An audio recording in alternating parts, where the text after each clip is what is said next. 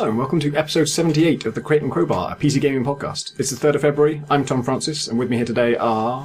Hello, Graham Smith. Hello, one of our hosts. And... Hi, Chris Thurston. Damn, I ruined that. It's so quickly, too. Yeah. You can make up for it by telling us what you've been playing. I've been playing Metal Gear Solid Ground Zeroes. Is that Metal Gear Solid 5 Ground Zeroes? Yes, Metal Gear Solid V Ground Zeroes. Oh, it's really significant that it's a V, apparently, I read on the internet. I have not discovered that significance yet, but I'm not fully up on Kojima. There's probably a character called V. Neither am I. Probably. But it's because every other Metal Gear numbered game has had a numeral, not a Roman numeral. So therefore he's up to something. And to be fair, if there was ever a game developer that would be up to something with something that innocuous, then it would be Hideo Kojima. I've been, picking up little bits of the lore as I've been playing it. And you play as Big Boss, who was previously a member of, a paramilitary group called Fox. And then he left and founded a group called Foxhound. And then he left and formed another group. And now he's just discovered that there is now a new group called XOF. Fox spelled backwards. And they seem to be led by a man who I think is called Skullface. Whose face has been badly burned, so he looks sort of like that Captain America villain, the Red Skull, but without the colour red. So just Skullface. But other than the batshitness, which I'm quite enjoying for its own sake, it's fucking great. Have you guys played it? No, I've seen a video in which a man, I think, maybe plants like a det pack or something on a tower, or maybe just puts an explosive barrel there, and then waits for a guard patrolling the grounds beneath it to walk past, and then shoots the barrel or triggers a det pack or whatever, blows up the tower, and the guy in the tower flies out of it in such a way that his body lands on the other patrolling guard and kills him. Which definitely sold me on the game. That's completely atypical compared to my experiences in it so far, which have been mostly about crawling around in the dark and rain and being spotted by a man I didn't see somewhere across a muddy courtyard. Sounds great! It's a proper stealth game in the way that, say, Far Cry 4 is not at all a proper stealth game, even if you're trying to sneak your way through it. Because Far Cry 4 always, even if you're trying to play it in a very particular way, feels like a sandbox or a toy box. It feels like you're very powerful. You're much more powerful than the people you're hunting. And the way you stealth your way through it is just kill all the men until there are no men. But you're trying to do it without being seen. Whereas Metal Gear Solid is weirdly, I guess, more realistic, despite Skullface and all his glory at the start and all the other weird stuff that's going on. But it's a game that you should definitely play, Tom, because it's a single base that you can approach in dozens of different ways, and it's all uniform rules for the way it works, and it's kind of systemic, and you've got a couple of objectives that you're trying to do that you can approach in lots of different ways. And it's lots of different ways, not in terms of your tool set necessarily, but in terms of the routes around that base and how you maneuver around it. And so I know we've talked about it on the pod a little bit before, but I think we only talked about it when it was about to come out, or when we knew it was coming out, rather than afterwards. But there's stuff like there's vehicles in the base that are just driving around and parking, or sometimes a guard will just walk over and get into a truck and drive off, and you can climb into the back of it and hide. And that's an easy way to make huge progress over an area that would otherwise be incredibly difficult to get through. But you can similarly yourself just get in the truck and drive around.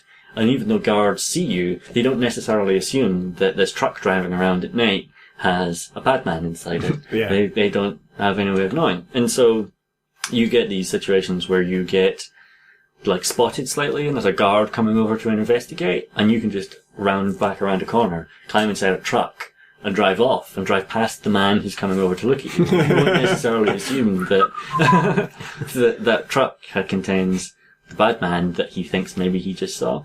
But the guards typically are much smarter than guards in these games tend to be. Like, in Far Cry, it can be glorious sunshine, but the guards can't see 15 feet in front of themselves.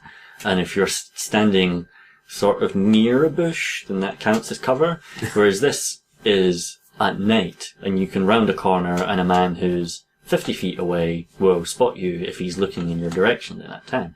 And that means that everything is just really tense all the time. And it's super satisfying to plot routes through this really carefully woven environment. It's just great. If you get in a car and then you drive towards a guard, have you tried that? Have you tried continuing to drive towards him until the point that you run him over? I'm interested in what the threshold is as to when they realise that it's not. There are points where they become suspicious of the truck. And there's a little reading that comes up on the HUD to let you know that. If you drive towards them, they will sort of go, whoa, and dive out of the way, but that won't necessarily flip them hostile.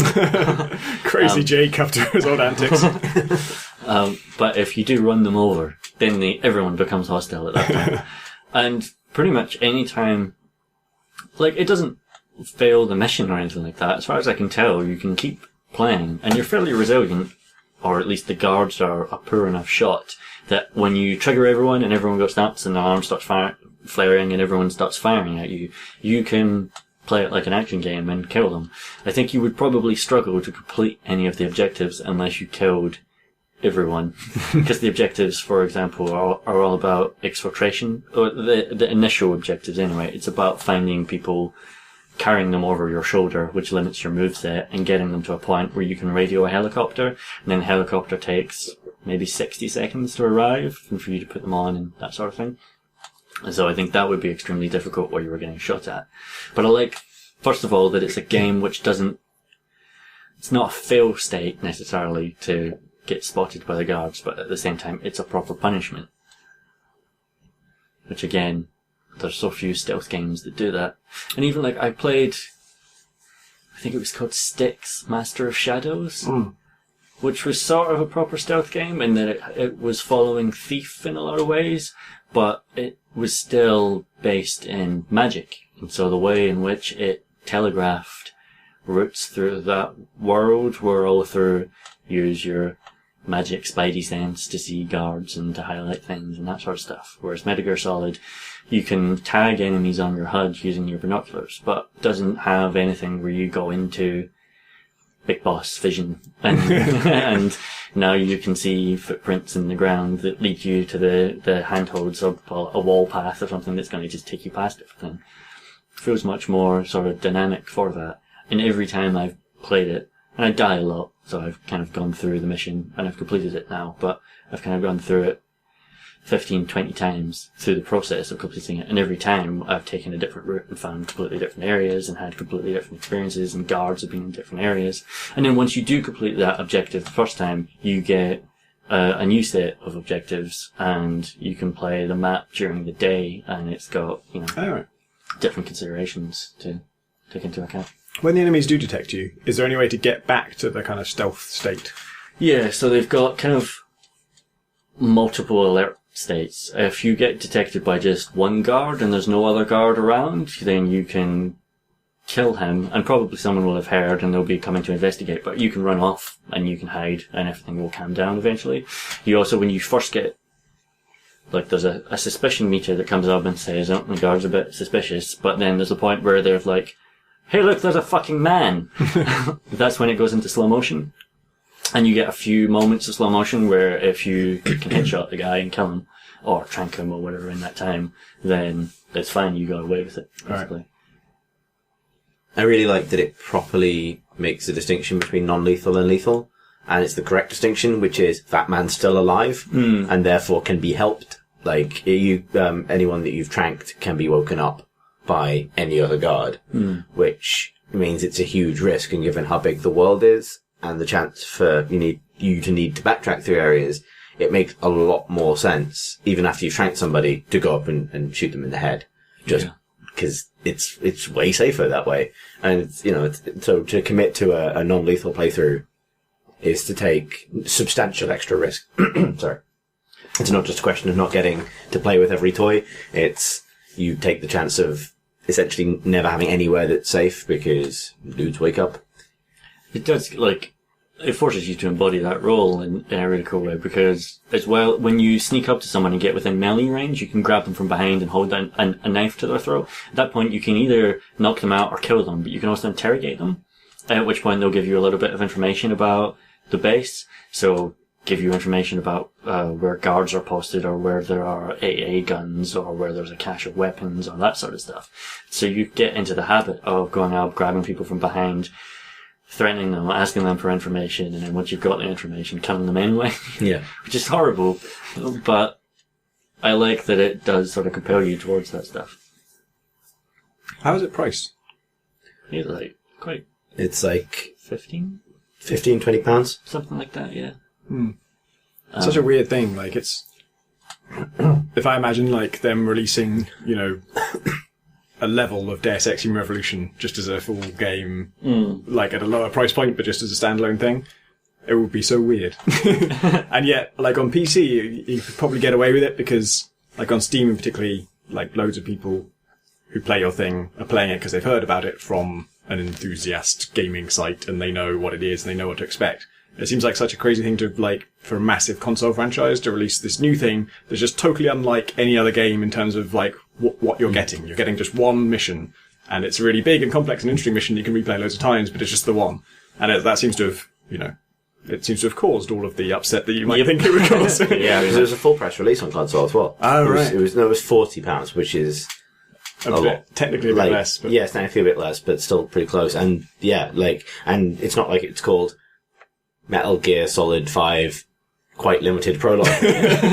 Metal Gear Solid 5, just a bit of the next thing. Yeah, it's called Metal Gear Solid 5 Ground Zeroes, which sounds like a game. The full if anything, game. I mean, it's plural, so you'd expect more than one. At least one, 2 Ground Zeroes. It's because it's so systemic, you can complete it in an hour. That's the thing. Like, so people completed it in an hour and went, "What the fuck? This is bullshit." But you can replay it a ton of times and do it in different ways, and that's part of the fun of it. And there are lots of things to discover in that base. And that, like you say, is more common on PC and not at all on console. But it reminds me of, if you remember War Inspector's thing of, like, games being very big but very shallow rather than small and deep, and wanting to do like an apartment block, I think, which was just a single apartment block, but it's super fucking detailed and super deep. And this feels sort of like that. That's basically what they did. They took all the resources of a big company like Konami, and threw a lot of people at it and a lot of artistry at it, and made something that was very constrained, and it's brilliant for it. And really, isn't Skyrim just one very big level? Yeah. With the same cave in it. But you do the cave a lot of different ways too. What game have you been playing which has levels in it which can be done lots of different ways? Infinifactory, which I think is what Tom's been playing as well, predominantly. So Infinifactory is a new game by Zachtronics, who also made Space Chem and Ironclad Tactics. And I realised recently that I've reviewed like all of their games. Like I reviewed Space Chem, one of the first games I ever reviewed professionally. I reviewed Ironclad Tactics, and this is my favourite game that he's made. He also made Infiniminer. He did make Infiniminer. Which was a competitive building game in which you placed like meter cubed blocks you're digging out meter cubed blocks competitively with other people. And he ran it as a multiplayer game for a while, and then the source code got leaked, I think, or something got leaked. And it enabled cheaters to kind of make their own hacks for it, and that just ruined the competitive scene. And he posted on his blog saying, like, it was a really upsetting thing for him. It basically ruined his game. Like, he just couldn't play the game anymore because there were so many cheaters. And he did a post saying, like, I don't know if I'll give up games forever, but I'm never making a game like this anymore. And then a guy called Marcus Persson released a small demo of a thing that he said was an Infiniminer clone that he didn't have a name for it at that time, but then eventually he called it Minecraft. That did well. And but that's how we got Terraria. I talked to Zach. Zach Barth is the guy who is Zachtronics. Is it Zachtronics Industries? Yep. And I actually interviewed him for PC Gamer at the time, and is not at all bitter about it. He just would never have made Minecraft. He says he really actively dislikes a lot of what Minecraft does in terms of like, it's just not his kind of game. It's just, he sees it as a Skinner box. It's a thing where you hit something 10 times and you get a reward, and then you use that thing to hit something else 5 times and get a reward. And he just doesn't, he would never have made that game, so he doesn't feel like he missed out on something that, was rightfully his. And, Infinifactory sort of combines Space Chem and Infiniminer. Yeah, and there's a bit of, there's a lot of Space Chem in there. There's a bit of Factorio in there, which is a great game I don't know if we've spoken about, which is a top-down isometric factory building game. But yeah, to explain what you do, it is a game about being, given various bits through inputs that kind of spew cubes or parts or assembled components onto a level, and having to assemble those pieces to build a machine that will assemble those pieces into the desired thing that is laid out for you as kind of a hologram at the end of the level. So by laying down conveyor belts and blocks and rotatey things and weldy things and things that destroy blocks and lift them or push them or whatever, you build essentially a train track that acts as a kind of automated factory, and that's where the name comes from.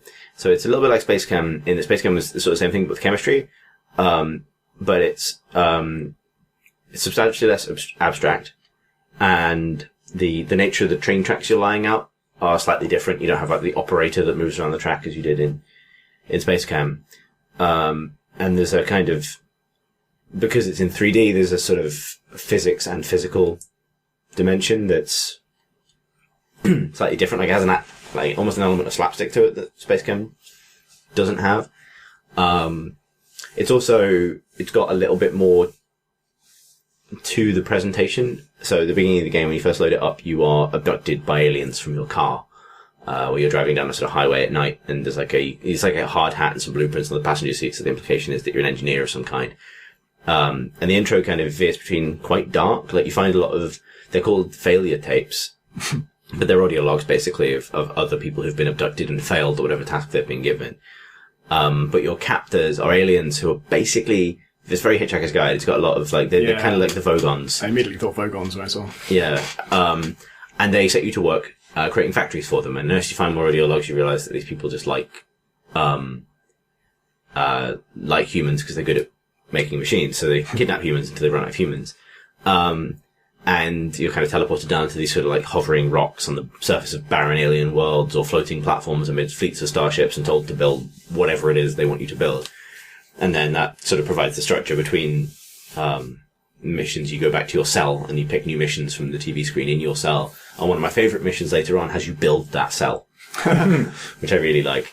And then there's lots of little jokes and stuff like when you finish a set of levels and you get your performance review, you stand in front of a board of aliens who sort of barble at you completely unintelligibly, and then they give you your reward, which is like a school gymnastics trophy that they've found, or a VHS about armpits, and a live chicken, and then you can do various things with those things and take them back to your room. I don't know if this is the only way to do it, but when I was given my trophy or whatever, I got back to my room, I pressed the button I think it told me to press, and my guy just hurled it across the room, and it just crashes into your sideboard and falls on the floor. That was it, and I just went on to the next mission. I genuinely placed mine on the bed. But there's a lot I really like about it. It's immensely deep in terms of, like Space Chem, in terms of not having really any prescribed solutions for problems. And it doesn't really punish.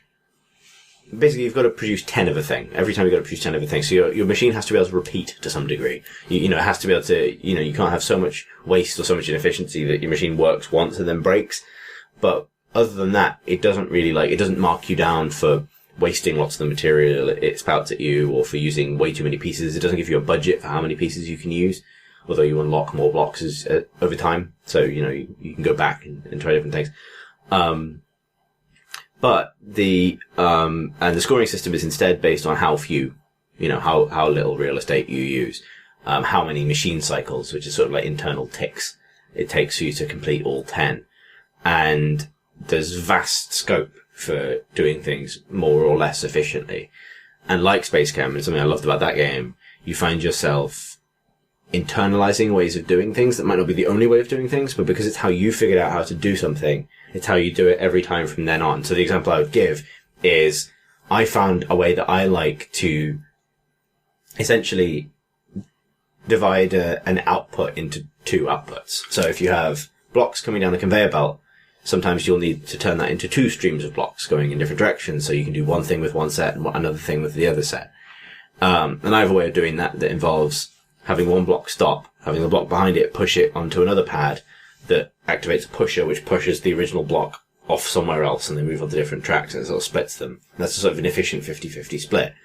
But there are other ways of doing stuff like that, and there are ways I think mine is, like, I have a sensor, and then just put the pusher, like, 2 blocks back or something, so that when block 1 hits the sensor, block 2 is just in front of the pusher, and the pusher puts it onto the parallel track that's next to it. Yeah. And so you kind of come up with your own methods, but you get later in the game and you realize that maybe some method that you've internalized that you've been doing for 20 missions is actually not as good as it could be. So it's not about ultimately finding the solution that designer laid out for you. It's about literally building one.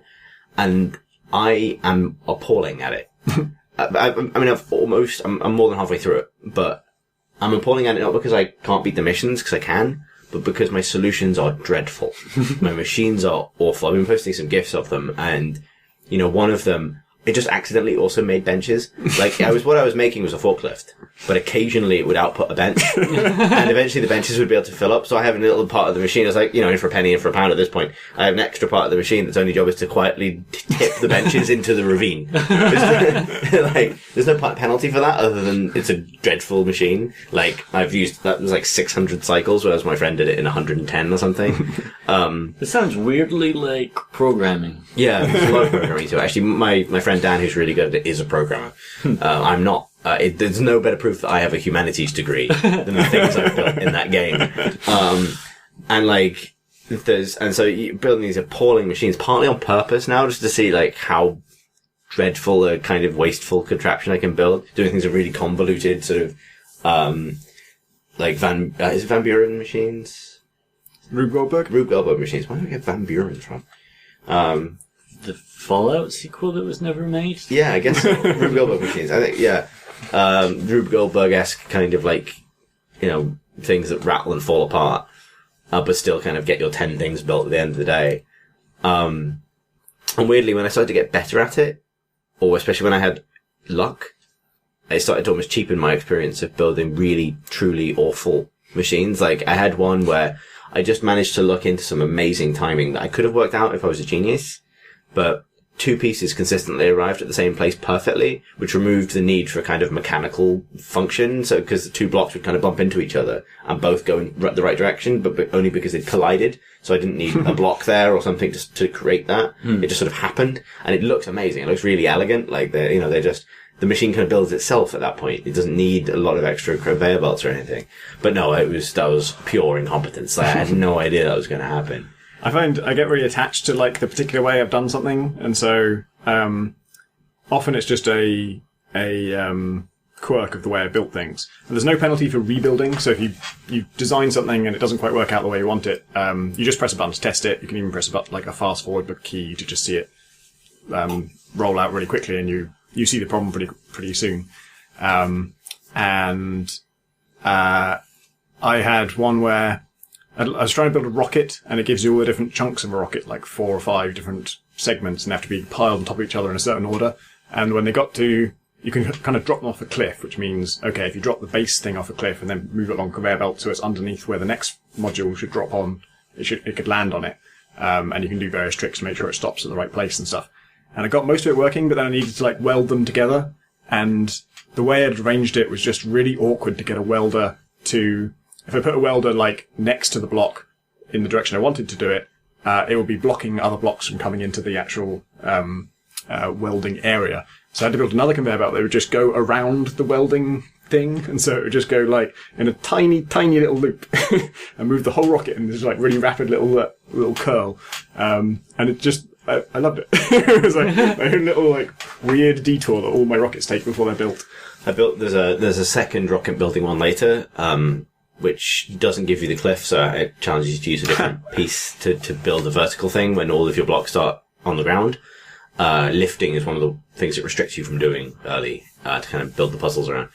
And I built something that was almost like a complete enclosure. I don't know why I built it this way. It obviously wastes points in terms of the amount of blocks I used, but I built it so that it was this sort of like box. So if you were standing near where the output is, where you need to get the rocket to, you just see just this stuff shaking and rattling about, and you sense of movement between columns of just blocks. But then a rocket emerges, just a perfect rocket, just from nowhere. And inside, it's madness. Like, it's things being thrown up in the air and, like, caught by conveyor belts that move them and drop them in the right order. There are some really cool, like, it does, it changes, which I think I burned out on Space Chem a bit, because when Space Chem wanted to do something different, it did something timed, which is a very different kind of challenge. And it sort of, I mean, getting through that stuff was really hard, but hard wasn't really what I wanted necessarily. I wanted to be forced to be more creative or more intelligent in my own time, I guess.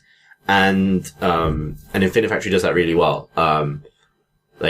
So there are later missions. I worry that this is spoilers, but I don't think it is. There are missions later on, that, you gain the ability to destroy blocks, with a drill, basically. And the reason you need that is you have a run of missions which are not actually about building something, but about repairing something.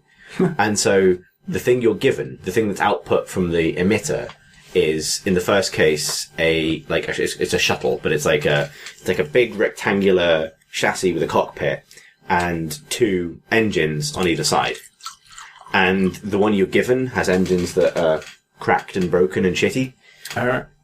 And the one you have to give at the end of the conveyor belt is the one you have to give at the end of the conveyor belt, and it's sort of a linear path from entrance to exit, is a shuttle with 2 fixed engines. And you have an emitter, a single emitter that outputs engine pieces. And the engine pieces are sort of rocket shaped but horizontal. And so the challenge is not just, it's strip the old engines off the ship, fit 2 new engines to it, and then send it onto its destination. And that's, when you make that one work, it feels really cool, because you've set up, it's something, it's even more satisfying in a way than building something, because it's like, you've kind of created this you're sort of smartly recalibrating an object as it moves through 3D space. It's really fun. That one has one of my favorite fuck-ups ever, where I had a really, quite elegant system for building the rockets, rotating them into place, slapping them onto either side of the shuttle. But I didn't have a proper queuing system, a logic-driven queuing system for the shuttles that are entering behind the one that's currently having rockets fitted to it. Because obviously they keep coming. You don't choose when the next one comes in. You have to time it so that you have motion going constantly. And this led to an accident where the first shuttle was fine, but every subsequent shuttle was then welded to the first shuttle. and basically I gave them one gigantic, 4 shuttle long mega shuttle with engines stapled wherever it could figure out to staple engines to this mega chassis. And when you give the output something it doesn't want, you get a screen that flashes up that's like, I wanted this, you gave this. And it's like, wanted shuttle with engines, got Infinity Mega Shuttle. Do you see? Yeah, probably. And after I had to build a gating system so that it would only let the next shuttle through when the previous one had gone and that kind of thing. There's one later on in the same vein where you have to repair a tank, but the things that are broken on the tank are on the front and the back, so you have to move it through the drills that will get rid of the bad bits in such a way that you don't take away the good bits, because you don't have the bits to replace anything. That you can only build the stuff you need to remove. So you have to kind of shunt the tank through a series of drills to kind of get rid of the turret and the command thing that's broken. Are there still 10 of these? Yeah. So we have 10 tanks that were wind damaged in exactly the same way. Yeah. The kind of implications about what you're building are it varies. Sometimes you're building military gear, and sometimes you're building commercial stuff. One of them is just building a sofa. But as I said, one of the ones that almost feels more like a jigsaw. The rest of it feels really creative. One of the ones that really feels like a jigsaw puzzle is one where you have to assemble your own cell.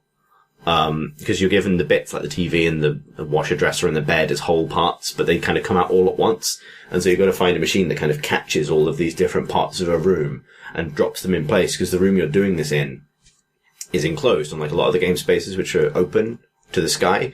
So you don't have room to kind of separate everything out, get it perfect, and then drop it into place slowly. You have to kind of create this kind of crazy system for like depositing everything in a room into place and welding it into place. while it's moving, which is kind of nuts. I really like it. I'm glad to hear that like that repairing stuff sounds really cool, and I'm glad to hear that it doesn't just sort of, introduce some horrible timing element or get brutally difficult. When I'm playing it, I always have the sense that it's almost too hard.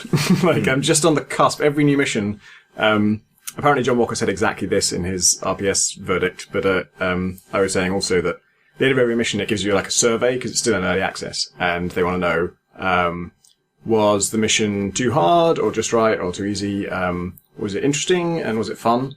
And I'm always answering, it was too hard, and yes, it was interesting, and yes, it was fun.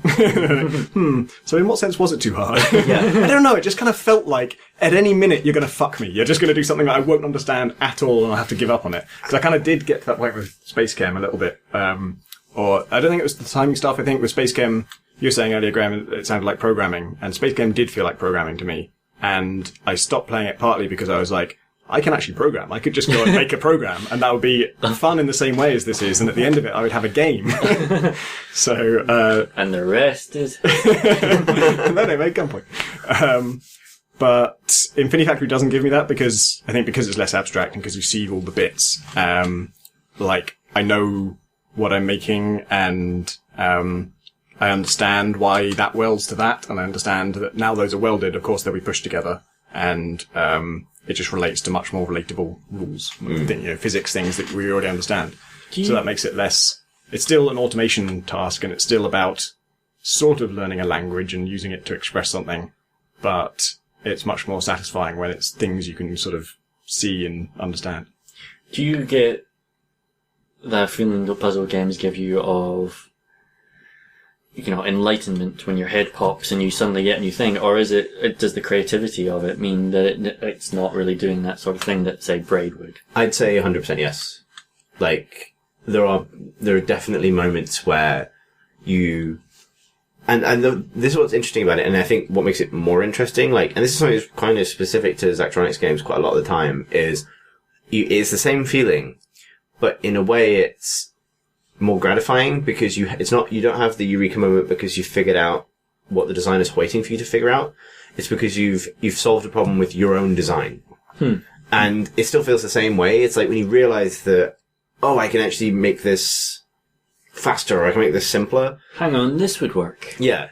But you might not be stumbling across the best solution, and then you get leaderboard at the end. It's like someone's done that in 100 cycles faster than me. I've been almost always just the worst in every dimension at the end of every all my friends just know this way better than me. But the eureka moments are still there, and they still feel really good because you've you realize, actually I can do this with much less pieces, or something kind of just, you definitely have those moments where it clicks in your brain. Like, I was playing it and I called around the guys in the office to have a look at a solution they come up, which was atrocious, but kind of probably would sell you the game because it was so convoluted.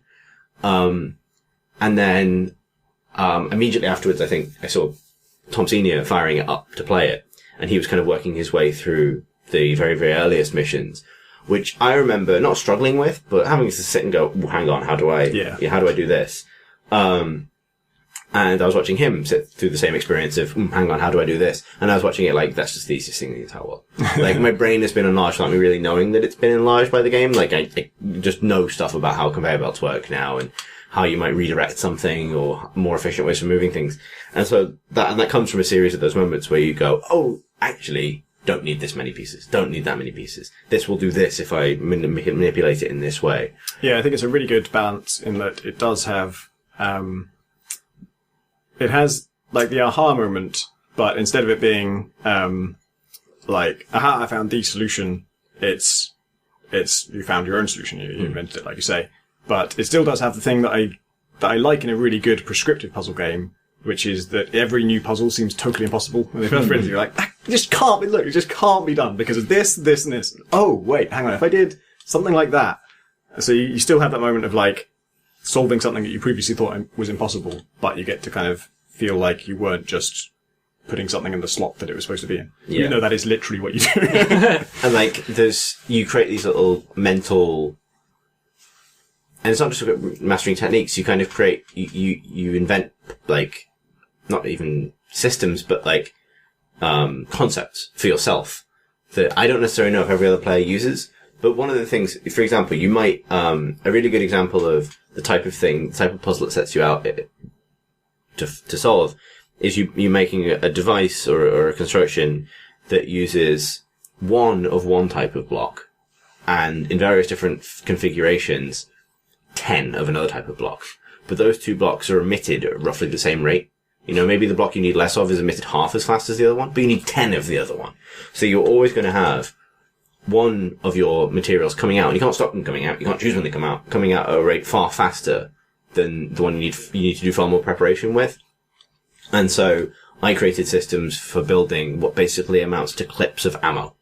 So if I just started calling it a clip in my head, which is when I kind of build, like, allow the thing I need fewer of to build up in reservoirs that's specifically constructed so they will just gather that stuff in a way that I can then trigger a little pushy thing to shove one on whenever I need one. So you create a dispenser, basically. So from the very beginning, my wooden blocks are being manipulated in a dozen different ways to create two really complex constructions. And then when they're in place and they're ready to be mixed with the one thing I need to link them together or whatever, that's when I trigger and dispense one thing from my clip. But I don't know if that's necessarily the best way of doing that.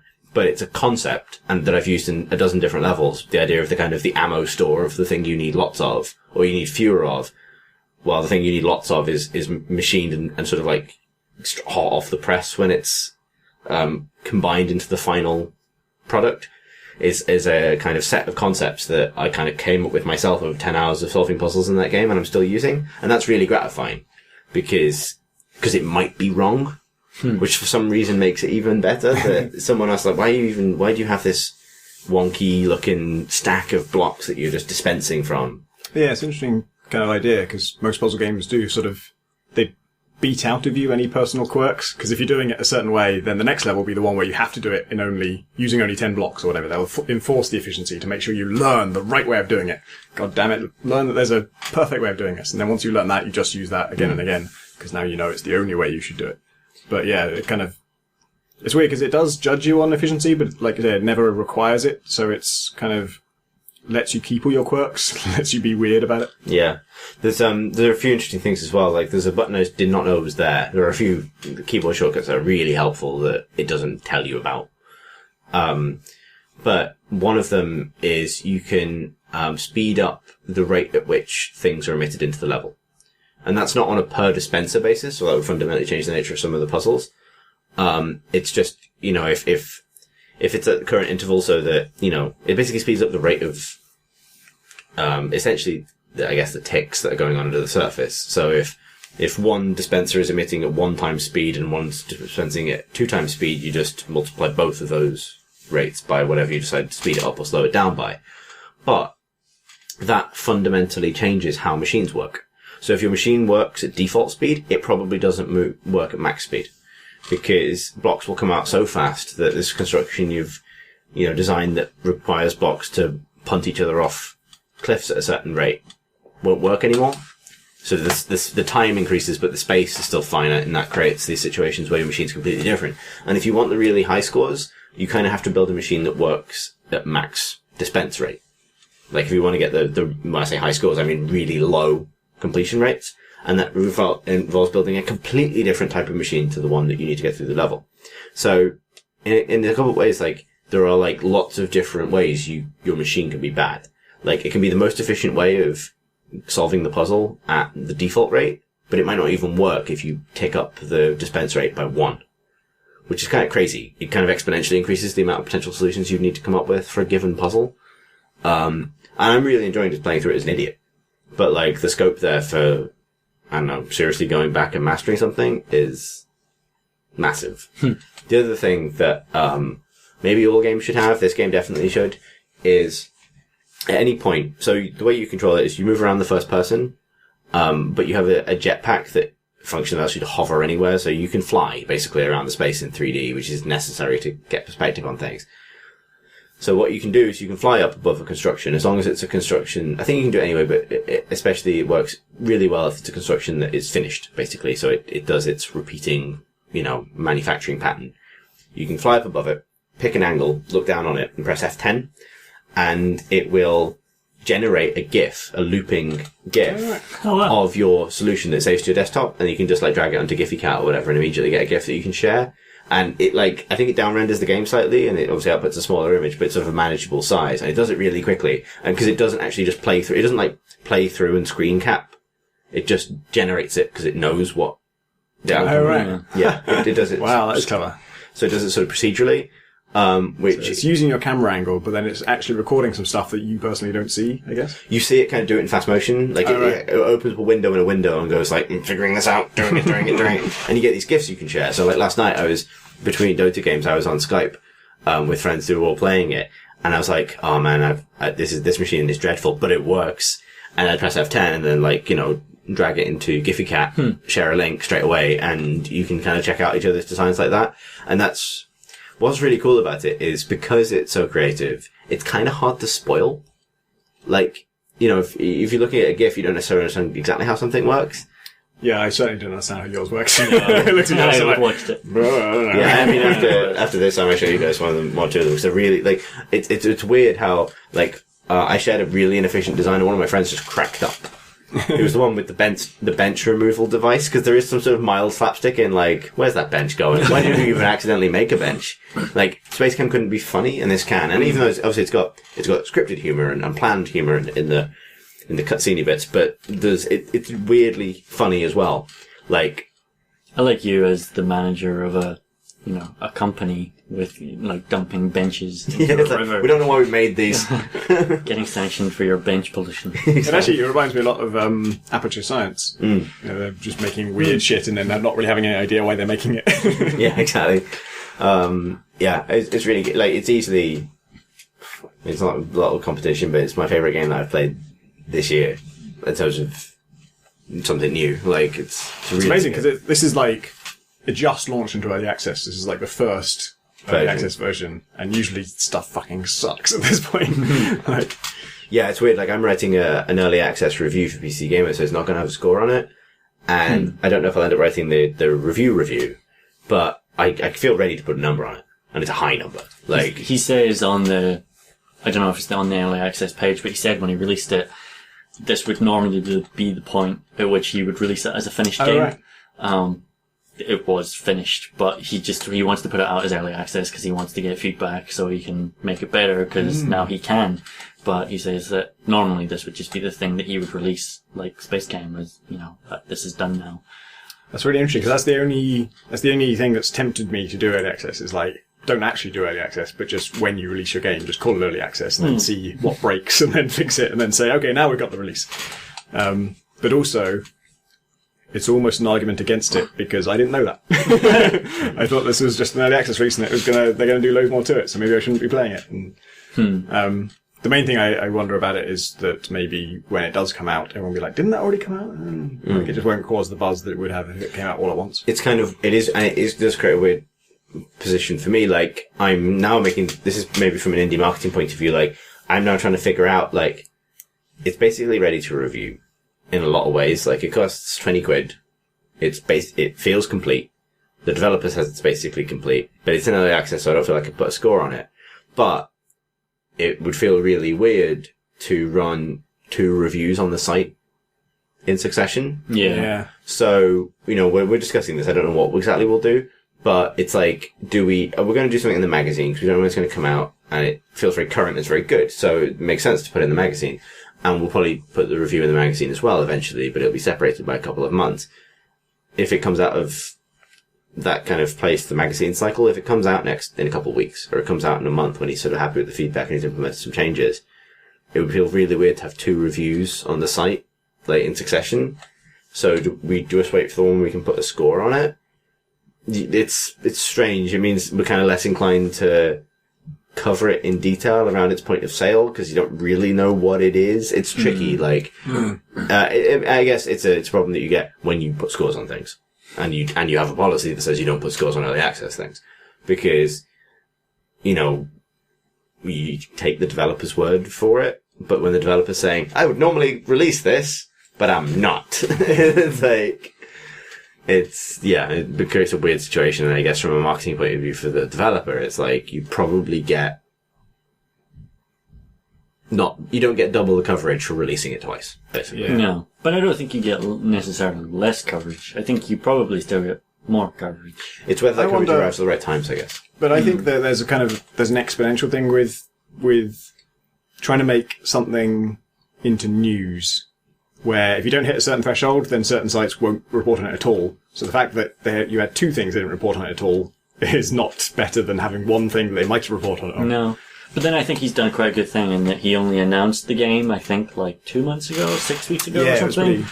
And it's called Infinifactory, and it's by the Space Cam guy, and it's a lot like Space Cam, but it's got Infini at the start of it, which is a lot like Infiniminer, which is another game he made before, which went on to become Minecraft. And so it's like, initially, like, as soon as he announces that game, I have 5 paragraphs to write about it. Yeah. Like, it's the easiest fucking game in the world to write about. In terms of just, I don't know anything about this game, but I already know so much about it that I can just... There's basically a great story behind it already. Like. Yeah. And then 6 weeks later, it's out and you can now play it. And it's like, that feels exciting in a way that a lot of indie games don't, because Yeah. they get announced. And then a year later, there's a Kickstarter, and then a year and a half later, there's an early access release, and then, like, it's also dragged out. Whereas this feels that maybe just by sheer momentum, even if it gets a proper release in 2 months' time, or 3 months' time, which would be relatively short early access period, that would still feel exciting in a way that... Yeah. I mean, he's knocked it out of the park. Like, you know, from announcing it a couple of months ago to putting it in early access as easily one of the best games in early access, and probably the best game of the year so far.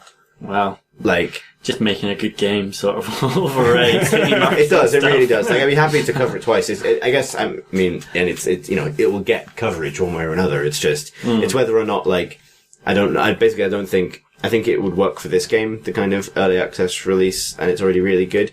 If the game was bad, but the developer released it saying it was basically finished, Yeah, that that would be creates bad. such a weird situation for a critic, where it's like, I really want to pan this twice.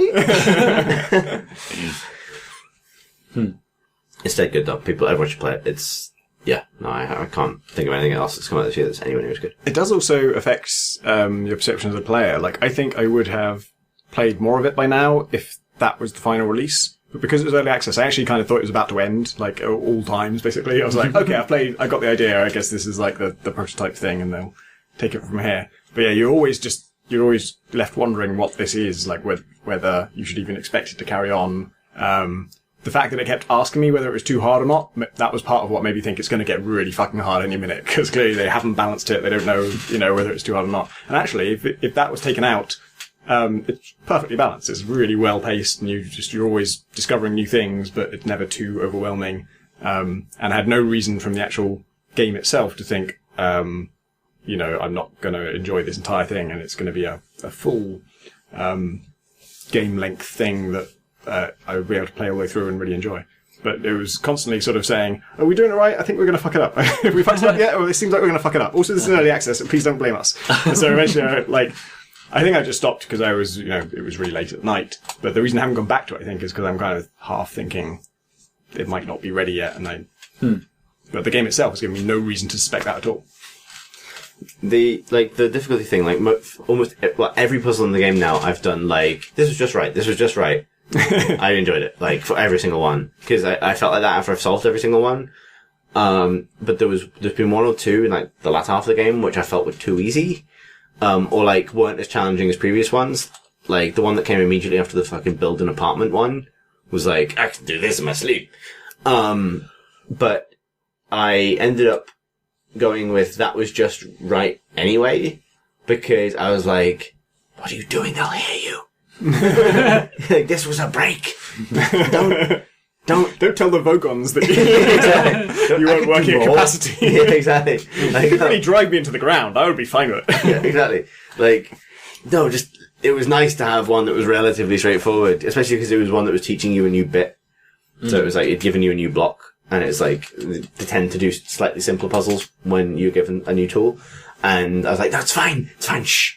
It's fine. It's made me rethink how, because I do quite a similar thing. I did a similar thing with Gunpoint, where I asked people, what did you think of this level? What do you think of that level? What do you think of that level?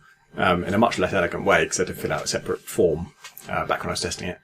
But now I realise, like, asking someone, was that too hard, is actually more ambiguous than it seems, because when I answered that question, I said yes, even though I enjoyed it, even though I found it interesting. And so really the question is like, was that so hard that you didn't enjoy it? Or was that so hard that you found it frustrating? It's interesting with stuff like that. Like, anytime I see that kind of question, or see that a developer is asking those questions, I'm nervous that they're going to read the information wrong. Yeah. But, hopefully the good thing about this is that doing it in early access rather than like a closed beta is he'll probably have loads of data. We'll have loads and loads and loads of responses, so it'll have like a really good... I mean, it was... At gunpoint, I basically just asked people, did they like the level or did they not like the level? And even that was just fantastic. Like, get 1,000 people to say that, and you know for sure this level fucking sucks. Level 6, I'm just deleting it. I'm not going to try and fix it. It's a train wreck. Just set fire to it, walk away. Make a whole new level 6. There's, it looks like, I haven't tried any, but it looks like there's Steam Workshop support as well for like custom levels and things, so it's obviously a natural fit because it's a block-based puzzle game. Yeah. And with that, like, I'm actually, for once in a puzzle game, kind of interested in doing that. Like, I made some Portal levels and things, but I am actually kind of interested in, because you're asking someone else to be creative, I don't necessarily want to necessarily make something that I know how to solve. What I want to do is create a gargantuan knob as a target, give people like one block type, and just go. Build this. Just a cheap way of getting a giant knob. I can't be bothered to build a giant knob. You build the giant knob. Exactly. I'm going to outsource building a giant knob to Steam Workshop. This is the natural evolution of Minecraft. Instead of building the giant knob yourself, make a challenge for other people. I love that. That's so cool. Yeah, man, it'd be amazing if you could import things that were made, like, if there was a game that went with Infinifactory where you played as, like, the alien race, but just, it was Minecraft, basically, so, but if you wanted something, you just sort of said what you wanted, and it would eventually come through a portal, because somewhere an Infinifactory player was making it for you. And I want 10 of them for some reason. That'd be amazing. God, they should make that. Because I know he doesn't want to make Minecraft, but that's how you then, like, undermine Minecraft by, like, you just live a life of idleness. Everything is made for you by processes you never see. And it's some sort of comment or something. I guess the interesting thing about this is it is very Minecrafty in that it's the way you play it is just like Minecraft creative mode where you can hover and move around like the perspective and everything is the same. Not coincidentally. And it's on Steam. Minecraft isn't. Yeah. So that's just kind of an interesting thing. Like, it's also like the way redstone works in Minecraft. You can do all of that in Infinifactory. It has its own wiring system and the logic gates and stuff like that. You can make something that is, Turing complete. You can make basically a computer unit that can then process programs and things, There's no limit on what you can do in that way. So anyone who's into that stuff, who is on Steam, now there's a Steam game where you can do that. There are loads of, like, shitty Minecraft clones on Steam. Obviously, there's all those survival terrain thingies. They're survival terrain games. They're all shit, I hear. Having not played any of them. But, I mean, there was actually, when early access comes up as a debate, one of the big arguments against it is, I can't remember its name, but there was a game that looked a bit like Minecraft that was one of the early greenlight successes, and then it was released in early access, and it was fucking terrible, and they never fixed it, and I think it's still in that state. I'm actually glad I can't remember the name, because I wouldn't want to lie to whoever it is. Someone did a shit game. Yeah. And can't we all agree, that was shit? Shall we do questions from questions? Yes. Why not? Now, because we were really late asking for questions, we actually have loads of them, but I'm going to have to read them off my monitor. So, if you can hear clicking and, I don't know, other computer sounds, that's why. Don't be alarmed. Your real computer isn't being clicked. If you're in a car, there's no need to panic. Tell your friends that have ASMR. Click, click. Omar writes, boss fights in FPSs, can they actually work without ending up a huge pain in the arse? I actually think, most first-person shooter boss fights suck ass. But there are a bunch that I've enjoyed almost in spite of themselves. A good example, I think, is Serious Sam 1, which had a boss fight at the end of it, which was fucking ginormous. And I think maybe did it have jump pads, or am I maybe mistaking that for an id game? But it was a boss that was like 40 or 50 times larger than the player character, and I had never seen an enemy in a first-person game before that was that big. And like Serious Sam, its kind of overwhelming scale was mostly about the number of enemies it threw at you at any one time, and that was what made it exciting. And so it was sort of the perfect thematic boss for that game. Yeah. It was just one enemy, but it was a really big enemy. And having something that you could look up at, but also it moved in a first-person game in, what must have been 1999 maybe for Serious Sam 1 or something like that, was like super impressive and in keeping with the game. And my complaint about boss fights in most games is that they don't, like, there are no skills in Half-Life 1 that you learn through the course of playing the game that really help you defeat the giant floating space baby whose brains you blow out at the end. I was going to use Half-Life 1 with my example, but I was going to qualify the tentacle monster in the missile silo as a boss fight, and being one of my favourite FPS boss fights. That was the point at which I gave up on the game. Really? And I thought, this is too hard, I don't want to do this, I'm giving up. And it was 6 months later when a friend called me to say that they were hooked on Half-Life, and they told me how to defeat that boss. Which, in retrospect, probably quite stupid. I found it incredibly brutal and unforgiving, and it doesn't really... There's some inconsistencies with it too. It's like it behaves a little bit weirdly, like it doesn't totally make sense for what they say it can and can't do. I think there is a character that says insta-kill, it can hear you or something like that. Like there's a dying Barney at the door. But there's stuff you can do that makes noise that the tentacle doesn't react to, and there's stuff that you can do that doesn't make a lot of noise that it does react to. Still a cool moment. I really like when it bursts through the window and like drives off what you now think of as the Kleiner. I think it's, even given that, I think it's still a good boss because it's kind of, that's what a boss should be. Like, it should be difficult. It should be something that you hit a brick wall with a little bit. But it should be, the way you succeed is by just fundamentally changing your understanding of what it is and what it does, rather than just, you should have put more bullets into it. What you should have done is avoided the damage and then dealt more damage. And that would have been the winning strategy. Yeah. I quite liked the Big Mama in Half-Life 1. Didn't like the guard so much, which is the kind of bipedal one that shoots flames out of its arms. But I can't believe neither of you guys have mentioned the glowing orb at the end of Half-Life 2. It had 3 different metal barriers. You had to get rid of the 3 metal barriers and then destroy it. Flaps. Surely that was the best off boss. the flaps with your physics Throwing balls. the balls at the flaps. Didn't you like that? Yeah, it was weird. Good, it was not the end of that game, or the last we'll see of that series. I suppose that's really the end of Half-Life 2 Episode 2. But Mama was cool both for...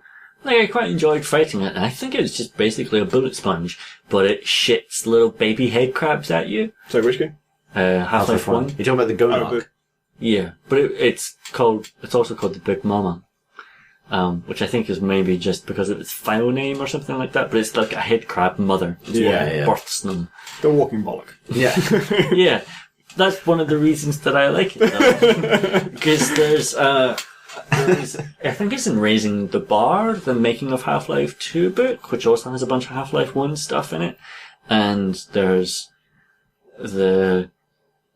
comments from like Gabe Newell about hiring the artist who did a lot of the monster design in Half-Life 1, and hiring that guy and in the interview him saying like, what are young teenage boys actually afraid of? Bollocks. Walking bollocks. And like a lot of the original enemy designs were like that in some way. Like there was the Mr. Friendly that would kind of He just fucking dry raped you. hump you. Yeah, basically. And so it was just like preying on 13-year-old boys' fear of their own genitalia, or I mean, it's true, I am scared of being raped at almost any age, really. Which seemed like a really interesting thing. Like, it was like specifically anti sort of like the Quake idea of I'm just a big brute and I've got lots of muscles. And like the Big Mama is the kind of ultimate expression of that. Like it is literally giving birth as you fight it. Like it's spewing out little baby head crabs. Like a gross seahorse. Can we answer a different question? Yeah, we should move on. Pierre writes, as most of you review games will have, what is the one thing that you could ignore about a game for a review and still have it be an accurate representation of the game? I have used an example of this in sort of explaining like game design philosophy, because there's a lot of people making games really care about very small things and think that they're very important, and in particular like the way menus work, like the fact that menu objects shouldn't just appear on screen, they should slide in from the side, or they should fade in, and they should do this special transition stuff.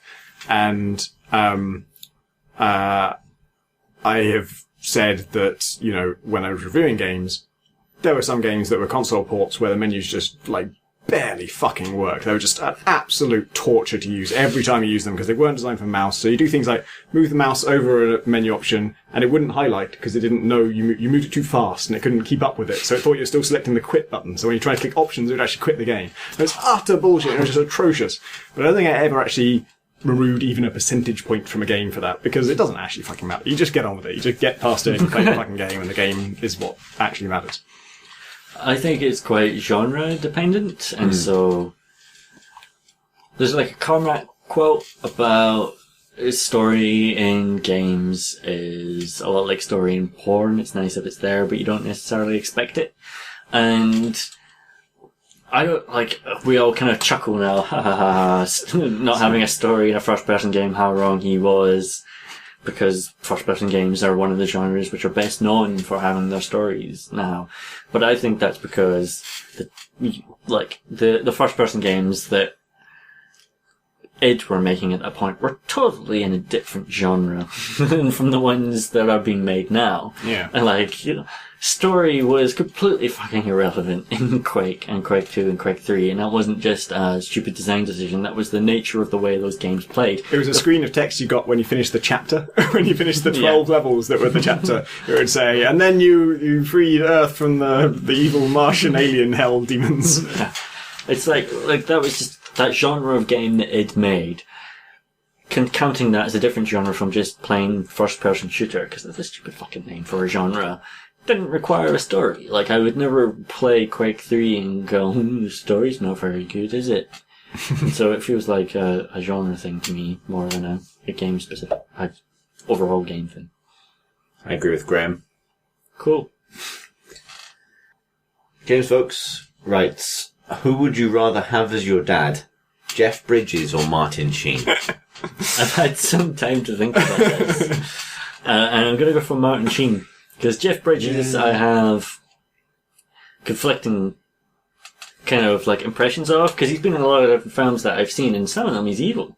That's his problem as an actor, is he's portrayed too many roles, and now he could be evil or he could be good. Whereas Martin Sheen, I predominantly know from The West Wing, his television career, in which he is President Dad. And also I saw a gif of him today from... My evidence for wanting him as my dad. I saw this gif. Which I think, I'm assuming is from one of the Hot Shots movies, where Charlie Sheen, the main character, is on a boat, and there's a boat coming in the distance. And it's, as it comes closer, it's Martin Sheen, dressed as like his character from Apocalypse Now, going down the river, and they just point at each other and say at the same time, I loved you in Wall Street. And point fingers. And both keep going. And it's like, Charlie Sheen's obviously gone off the rocks a little bit. Martin Sheen, famous alcoholic, and I've seen the bloopers from his Apocalypse Now performance where he punches a mirror and cuts his hand open because he's so drunk. But, yeah. Still, I go with that as a dad.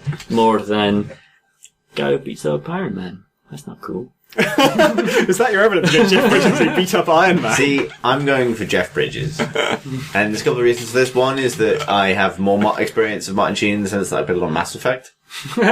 And he is your space dad. He's the elusive man. He's not necessarily the one you the want. absentee dad. The elusive dad. The other played Mass Effect, Graham. Your answer would be very different. The other reason, I was talking to somebody about this today, actually, and this is a coincidence that we got this question, but Jeff Bridges over time has sublimated into becoming a creature of basically barking and growls. I mean, he's still a good actor, he's still an entertaining performer, but, you know, fundamentally, his output could be expressed as like rumbling noises, you know, like, and there's something I think phenomenally canine about the man.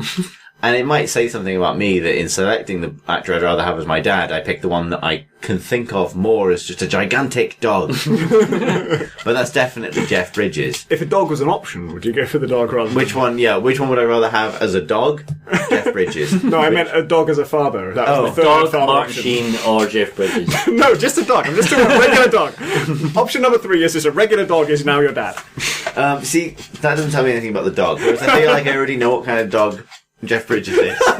You have more of an idea of what Jeff Bridges would be as a dog than as a And that maybe tells me a lot about my relationship with my own father. But like Which Jeff Bridges would you go for, though? Like, if you could pick one of his roles, would it be Tron or creepy CG Jeff Bridges from Tron, or would it be the dude? Yeah, no, I don't think it would be the dude. Although, I think my actual dad went through that phase. I think it would be Iron Man era Jeff Bridges, actually. And the Jeff Bridges that beat up Iron Man? No, because he's yes, he makes some bad decisions, but he does show up with pizza. He gets on a private plane and delivers pizza from New York. That's pretty rad. 2, that is one of his most sounding like a dog the entire movie performances.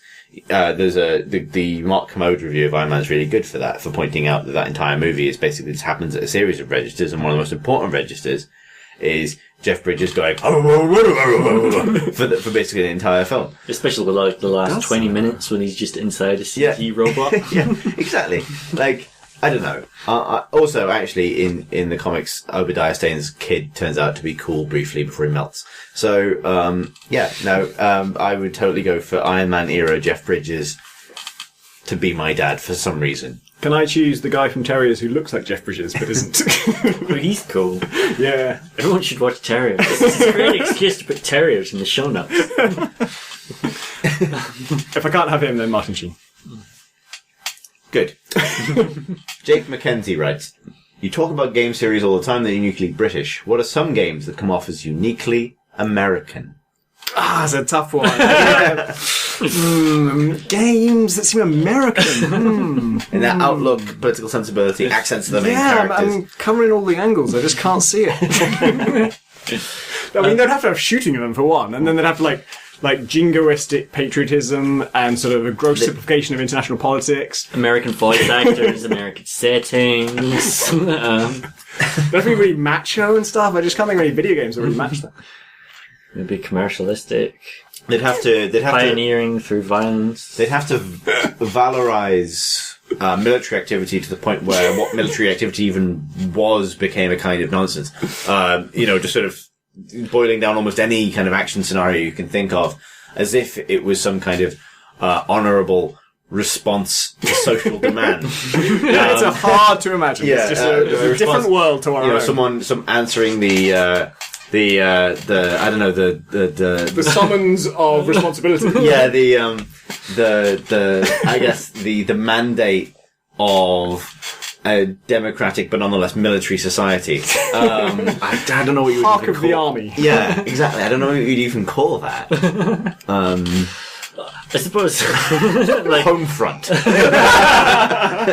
Adam writes, why are LGBT people so much better at MOBAs than the rest of us?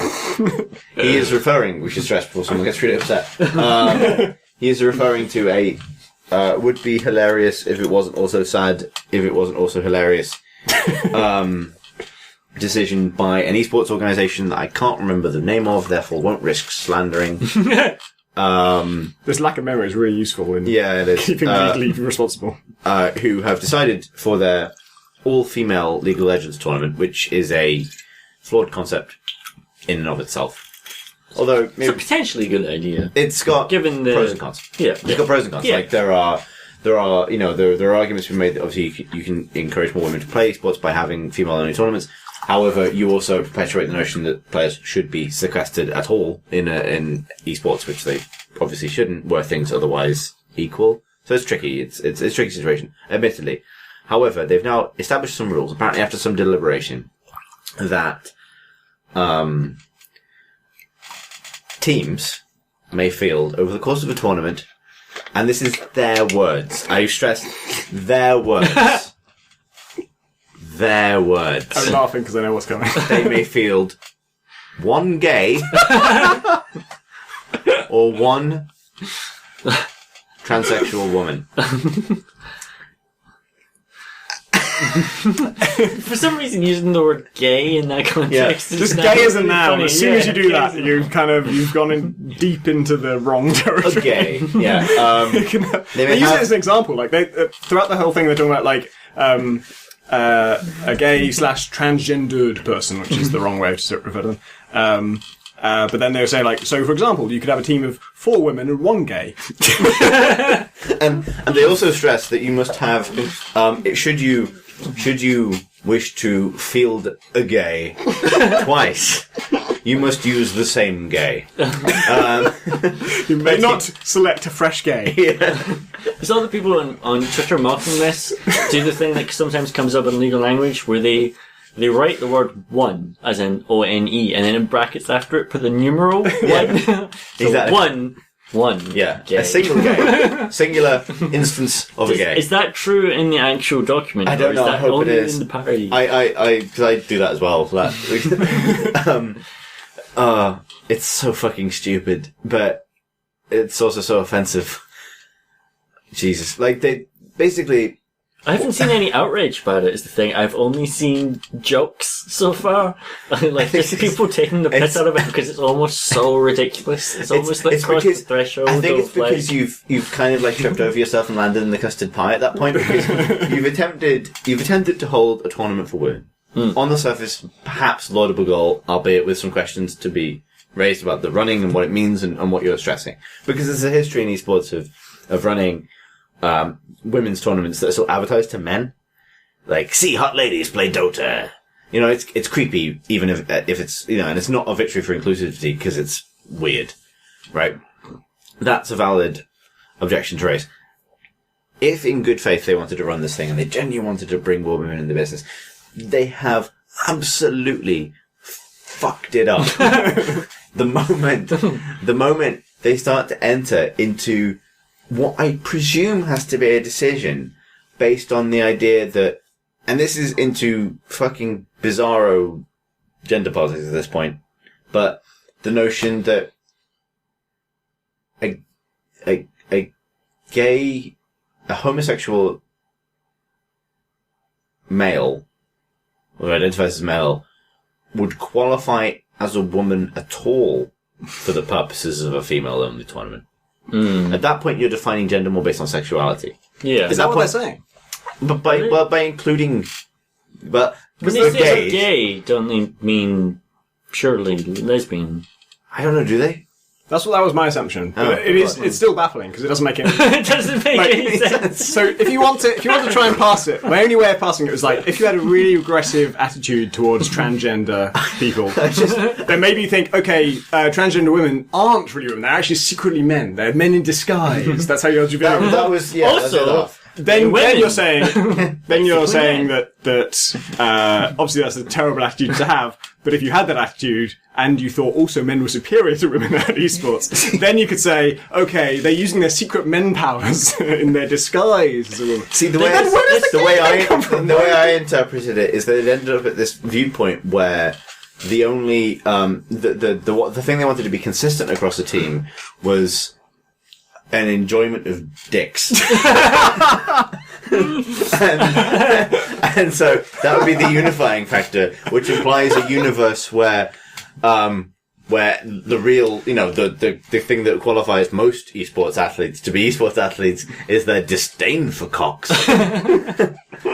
And these people are held back by their unfortunate What makes affection. us so powerful is our disdain for cocks. Yeah, exactly.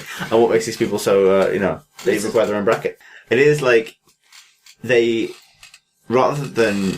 it comes down to, I guess, is rather than do any kind of real learning about the issues that they might be faced with in running their tournament, they have attempted to invent their own identity politics from scratch and have fucked that up about as much as you would expect someone who has decided to go, what is gender really? Let's make a list. For the sake of this tournament, women can be defined as people who are born with female genitalia, transgender women, and gays for some reason. Good for us. Problem solved, everyone. Let's publish that policy for other people to see. Yeah, just speak to a certain naivety that they didn't realize it. It does. It is. I think that's the only reason why it's funny and not desperately sad, and it's kind of both. Is because the fact that they haven't hidden it is so naive that it is that kind of like fucking Labrador at a computer. Like, I have no idea what I'm doing, kind of. It speaks to a certain kind of progress, I think. That people are, at least according to my Twitter feed, which is not necessarily a relative sample of, but I think it speaks to progress that people are finding this hilarious more than they are necessarily outrageous. Yeah. It's so funny. it's somehow less enraging. Yeah, you can't take it seriously. These people are just idiots. Yeah, it's like those cats that are like Hitler. Yeah. It's like Hitler was bad. That's Hitler a was funny cat. Yeah, exactly.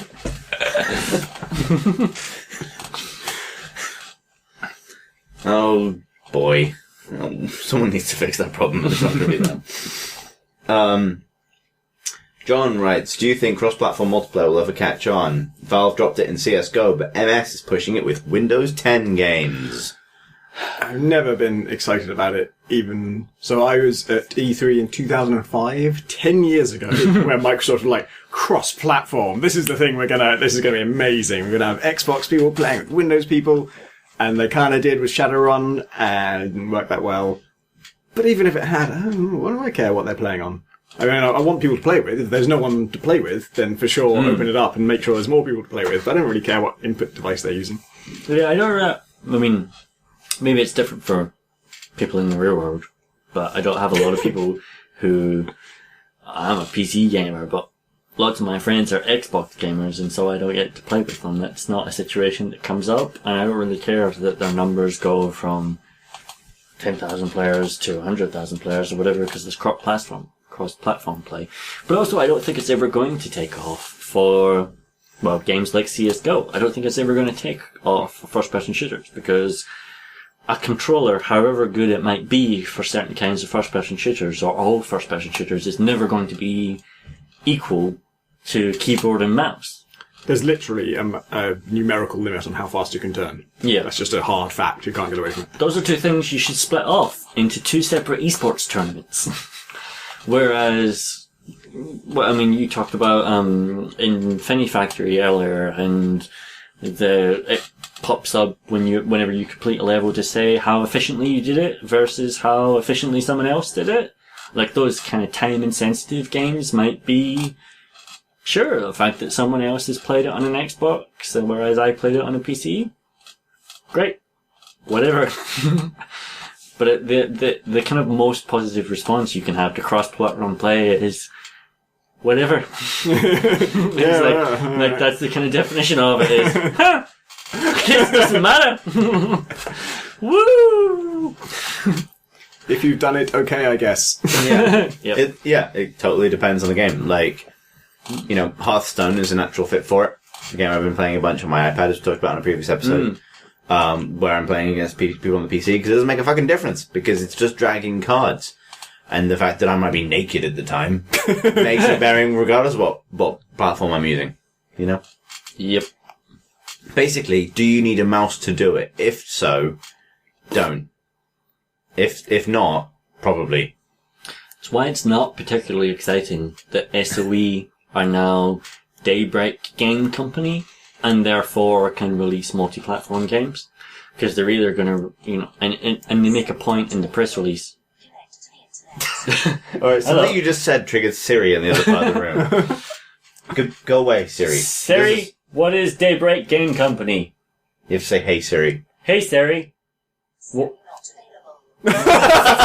you, Graham. Siri's not available. That doesn't pick up on the mic. Siri, not available. SOE must have sounded like Siri. Yeah. Hey, SOE. That's why they changed it. No, it didn't work. Yeah, they make a point in the press release of saying that they can now release games on other platforms, including mobile. what games do SOE have that you want to play on your iPad, Siri? Answer me that, Siri. Huh? Hey Siri, do you want to play PlanetSide 2 on a mobile phone? Didn't work. Didn't work. It was a joke that went nowhere. My phone would respond, but I disabled They Siri. did run like a trading card game for Star Wars Galaxies, famously. That was massively popular. I don't know why that's so funny. Do you laugh at my pain? Did they redesign it shortly after launch? And Hey, fuck you. Don't go there. Don't go there. I actually wrote something about SWE this morning. Of course you did. Every day. Never forget. Never forget. It's all I could do that one time I attended SOE Live, not to run on stage during their keynote, tear off my shirt to reveal the Star Wars Galaxies tattoo across my chest, and then just weep openly. Well, everyone cheered in solidarity. Yeah. I was a blacksmith, god damn it. I didn't want to be a Jedi. I made chairs! What a game. Possibly the best game. We'll never know. What were we talking about? Questions. I have another question. With a tattoo like that, Polygon would write an article about you. Oh, we're going to that phase of the evening. Oh, snap. Only if you hadn't yet got it. Andrew Duncan writes, Dear Tiberian Sons, my question is regarding the most pressing news of the week, the World of Warcraft selfie camera. I can only assume that you've already covered this in some depth. I'm writing just in case. Personally, I'm amazed that selfies still carry weight as a cultural phenomenon. I'm not amazed that people still take them. I'm just amazed that people can still be excited about the idea of them. I mean, it's just a way of holding a camera. It's not even new. Just recently popularized. Does nobody remember the profile pictures that people used to have on MySpace? But I digress. Will this be the feature that makes you resubscribe to WoW? Will it reinvigorate WoW, or possibly the entire MMO genre? Do any of you own selfie sticks? Actually, I think this technology has been put to use in the wrong game. If in Just Cause 3 a photo was automatically taken every time you jump from a cliff while something is exploding, then that would at least 2 points to the score. Similarly, they could reimagine Max Payne as a kind of scored stunt game where you need to dive between two guys, shoot them both in the head, then turn, take a sick selfie, and have it uploaded to Facebook before the bullets impact. Are there any other games that could be saved by the addition of selfies? Tanks Fought Christmas, quoting Trotsky. Wow.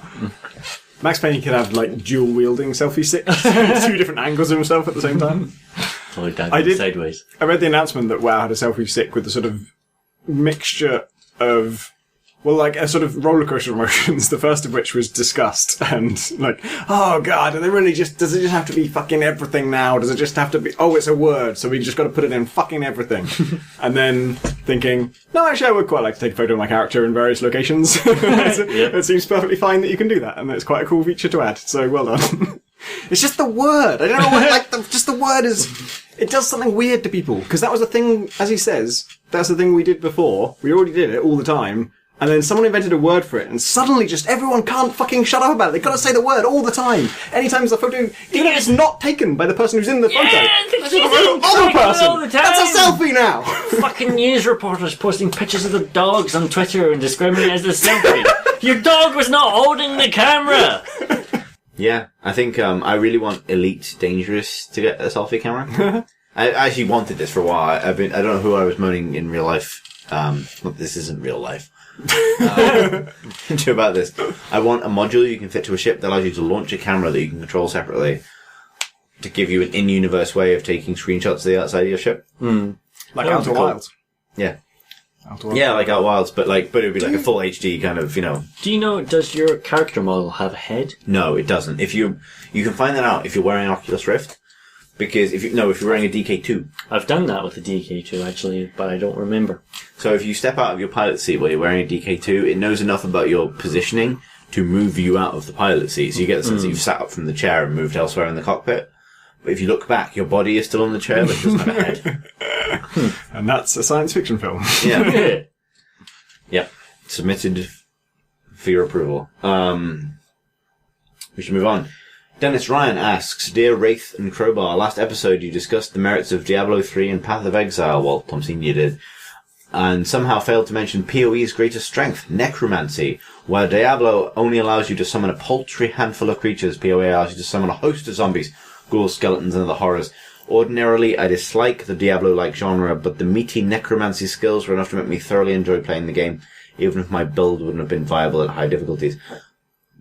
Have any of you ever enjoyed a game only or mainly because it featured one style of play that you really appreciated? That really appealed to you? Is there any fantasy that, given the option, you will always pursue in an open world or open-ended game, whether that's being a garbageman or a pirate? Cheers, Dennis. Archer. Far Cry 3 and Far Cry 4, which are both not short games. I played entirely using the basic bow and arrow as my only weapon, pretty much. It's really good in Tomb Raider too. Sorry, in Tomb Raider, the recent remake. Also, yes. Tomb Raider 2 could mean several things. I'll pretty much try and play any game I can stealthily. Not always no kill or anything like that, but just whatever the metric is for being stealthy in that game, I will do it. And certainly with it, whatever game has a bow and arrow in, that will just become the game to me. Even if it's TF2, which has 9 classes and dozens of weapons, as soon as they added a bow and arrow, well, this game's about being a guy with a bow and arrow now. It's fucking great too. Like, there's I can't think of a game that has a bow and arrow where the bow and arrow isn't fucking awesome. I guess, like, I don't know, like, Skyrim was pretty good. Oblivion, it wasn't so good.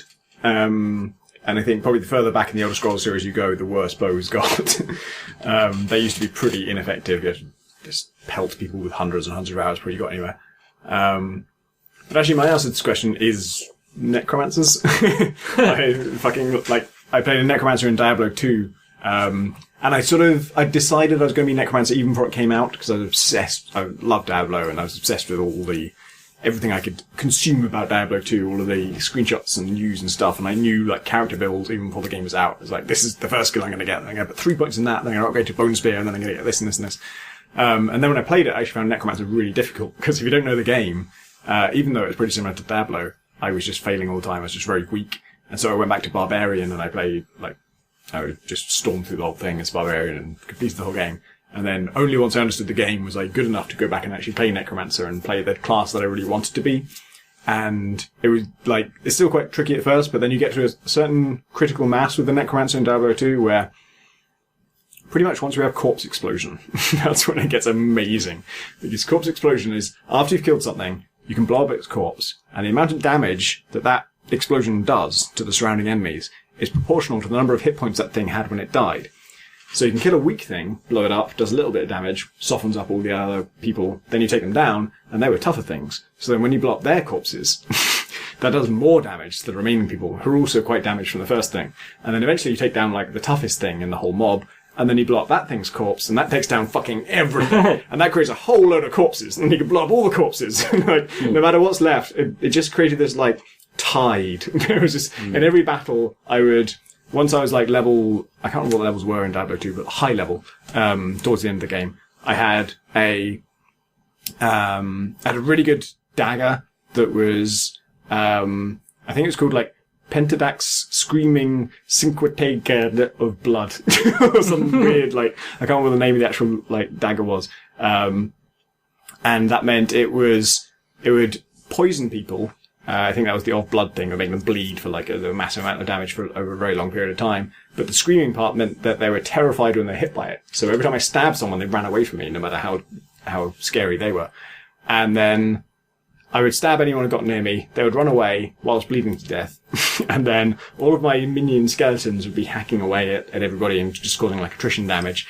And then at some point, somebody would die. And as soon as the first person died, Corpse Explosion, and I think by then I'd upgraded to Poison Explosion, which also creates a cloud of poison gas that then does damage over time. And then that would create more corpses, and basically no matter how big, no matter how tough the mob is, in fact, the bigger and the tougher the mob is, the more dramatic the explosion is when the first corpse goes down, and then the more you hit this critical mass where just everything can die. And unfortunately, Corpse Explosion has been kind of phased out of RPGs, because as things go more in a ragdoll direction, Ragdoll is always, because it's a physics calculation, it's something that kind of has to happen on the client side, which means each individual computer of all the people who are playing the game calculate it locally, which means corpses fall in different places for different players, which means you can't have a corpse explosion spell, because where the explosion happens is super gameplay critical, and so they just end up removing corpse explosion, or they have something slightly different. So you don't really see it much in games anymore. No, it's kind of Tragic in a really weird, nerdy way. I like to go really fast in computer games, and will always pick the playstyle that allows me to go really fast. Not just like to speed through the game, but acrobatic or aerial or... Double jump for the win. Yeah. All those lines. Thomas Westergaard writes, Deer, crow, and caterpillar. You spelt deer like deer the animal. A joke that would not be very obvious unless I did explain that, thus making it not ideal as a read out thing.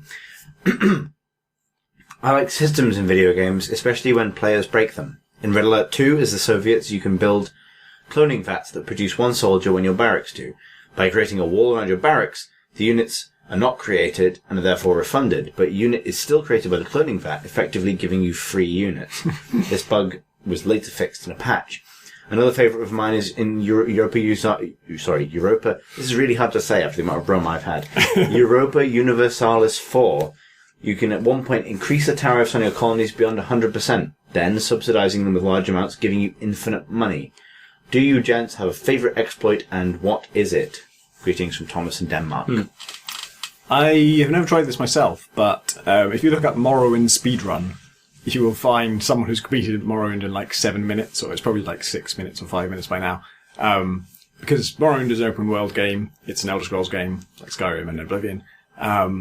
And a lot like those games, there's things like alchemy and enchantment and stuff.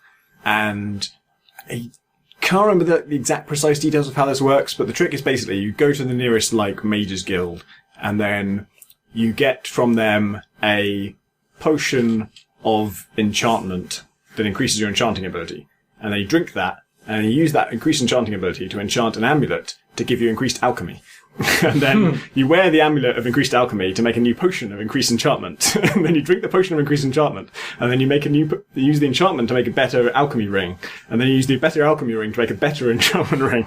And like a sort of snowballing, repeating cycle of improving both those skills. Then eventually you just make some potions or some rings or something that just give you like massive strength and massive health. And then you just run straight to the end boss and just punch him in the face and kill him and just win the whole game.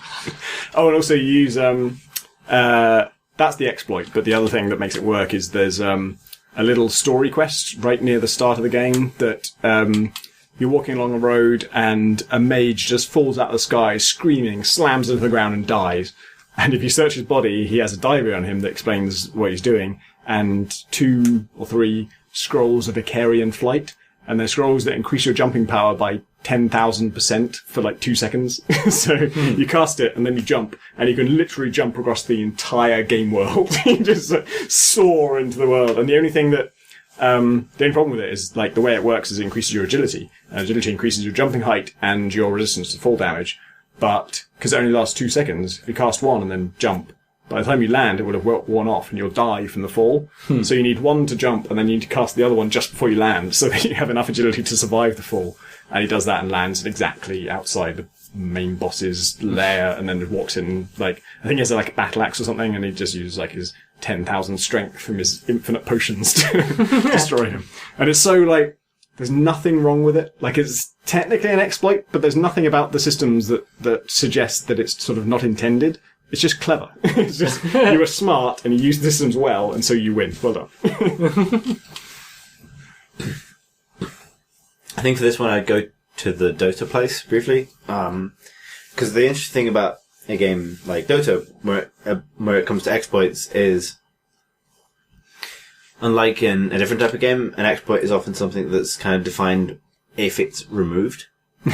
So if someone finds a strategy that is subsequently removed entirely by the developer, then it was an exploit. There are no current exploits in Dota. There are only retroactive exploits. We've always been at war with Eurasia. We have always been at Eurasia. However, fountain hooking was broken. And fountain hooking is the one I was going to bring up because it was such a... it was originally like a dumb pub game trick. So there's a character called Chen who has an ability which, if you cast it on an ally, after a couple of seconds of delay, teleports that ally back to the fountain. So basically it's like a send home ability. Like, you're wounded, I'm going to send you home to heal up in the fountain. And then there's Pudge, who's a really famous Dota character, throws a hook that drags people towards him. The way Pudge's hook was programmed at the time meant that the way it worked is Pudge threw out a projectile, the hook connected with an enemy, and then the enemy was dragged to Pudge's position. I see where this is going. So what you could do was cast Chen's Test of Faith recoil ability on Pudge and then throw the hook. And if the hook connected as Pudge teleported back to the fountain, the hook would then extend to an infinite length, as long as it needed to be, to drag whoever it was back into what was for them the enemy fountain. And fountains are designed to repel. They're supposed to be a safe area. They're designed to repel enemies. So that was basically a death sentence. Wherever you were on the map, whatever happened, you would just fly across the entire map, and you'd see it wouldn't render the hook itself, because the hook would just be drawn between Pudge at the point of casting and the hero that was caught.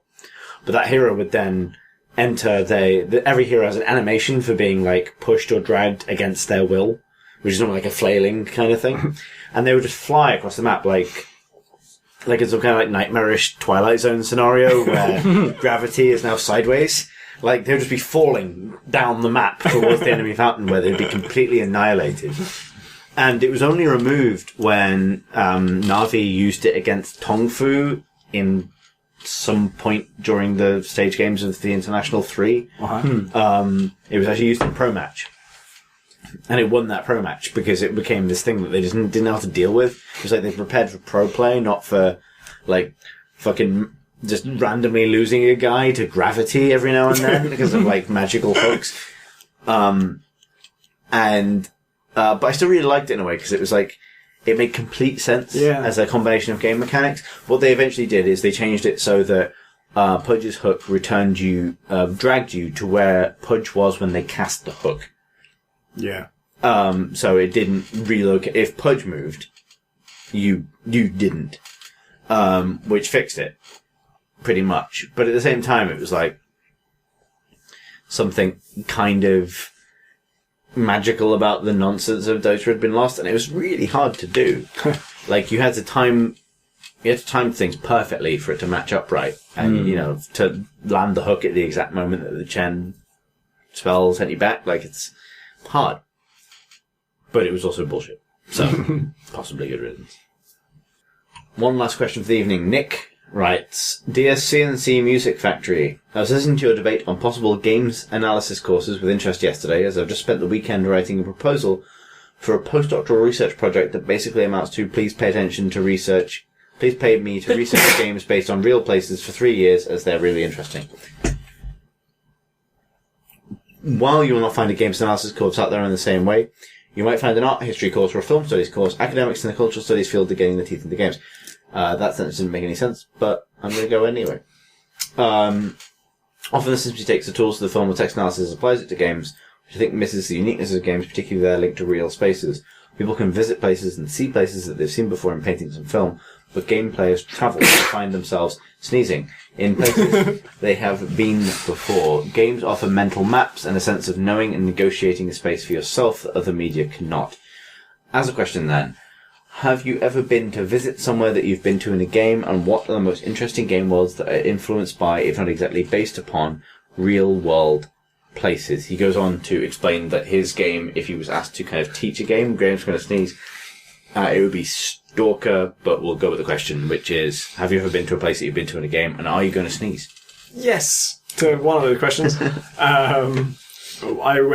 first time I went to Liberty Island, I took with me my laptop and played Deus Ex on it and played Liberty Island bits. So I sat in, like, when you arrive in Deus Ex, I knew Liberty Island was a real place. I just assumed it was radically different to how it is in Deus Ex. I don't know why, but I kind of figured it was just like a statue that's in the water somewhere.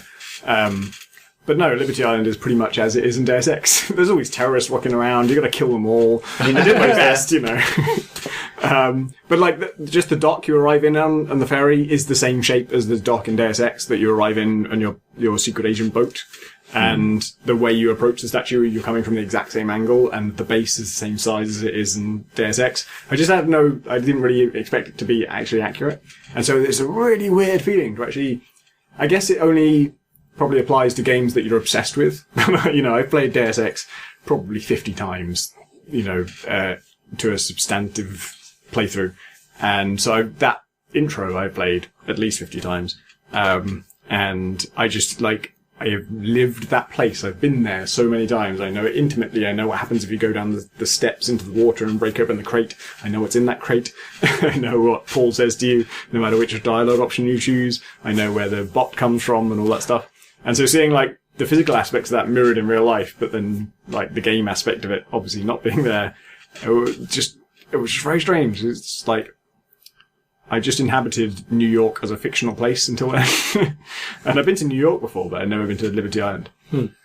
I actually had a similar experience when I first went to Liberty Island, which I didn't get out my laptop and play Deus Ex there, but I had the same moment when I realised that the dock was the same shape. Yeah. Which was sort of this shouldn't be necessarily. They should try harder to differentiate Deus Ex. I guess, there's a lot of places I've been to in America, maybe related to the American Games question from earlier, but I think I probably visited the place first. I played GTA 4 after having been to Brooklyn for the first time, and it starts you off in Broco, which is its version of Brooklyn, and I had that kind of really powerful sense of place, the really sort of powerful sense of nostalgia.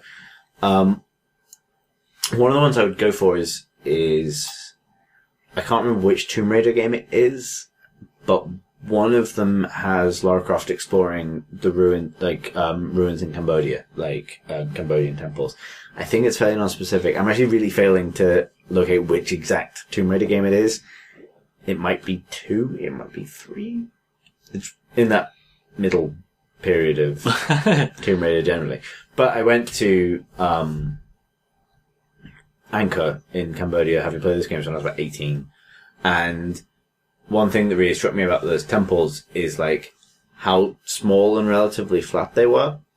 And not that I was necessarily expecting gigantic, colossal ancient machinery, sluice gates and doors that open because you stood on pressure plates or whatever. But I think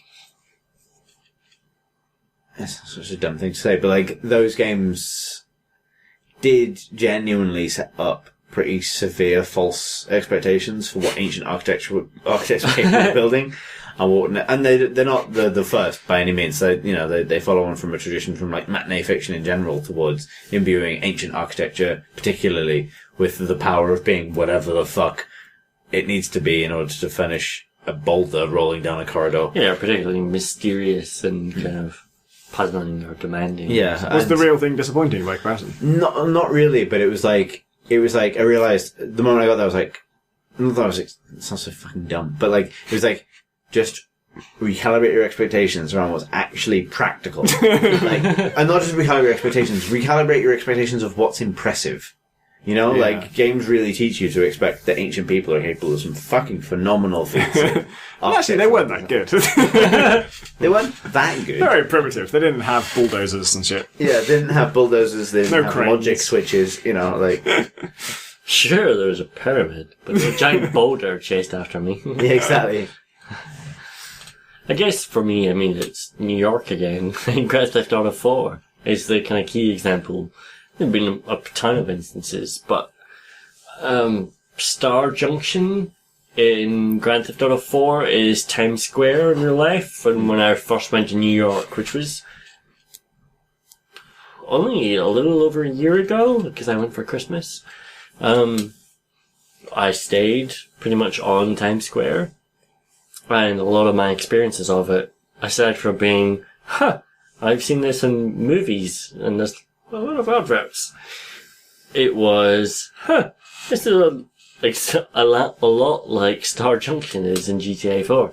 And a lot of the rest of New York, as I explored it, was, you sort of, recognize bits of architecture, but not necessarily street layouts, whereas, because of the nature of Times Square, it is pretty much exactly the angle of the streets as you pull away from that is the same as Star Junction in Grand Theft Auto.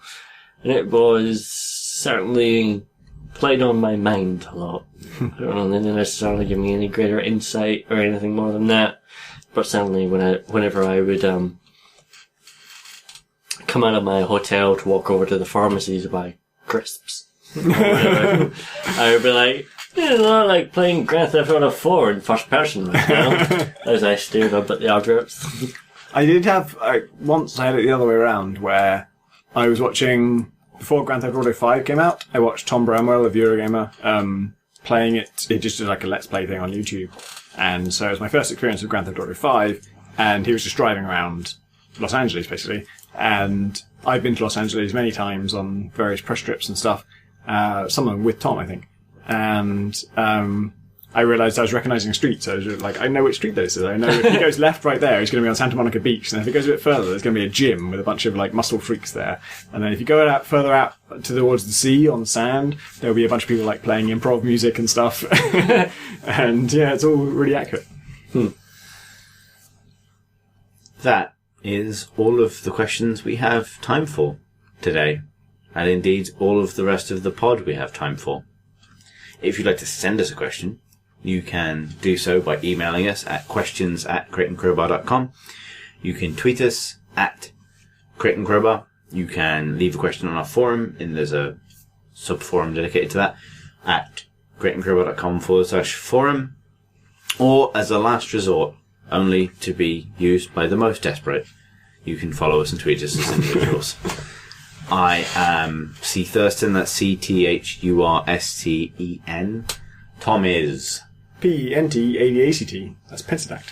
And Graham is At Gonas, Gonnas. Thanks for listening, everyone.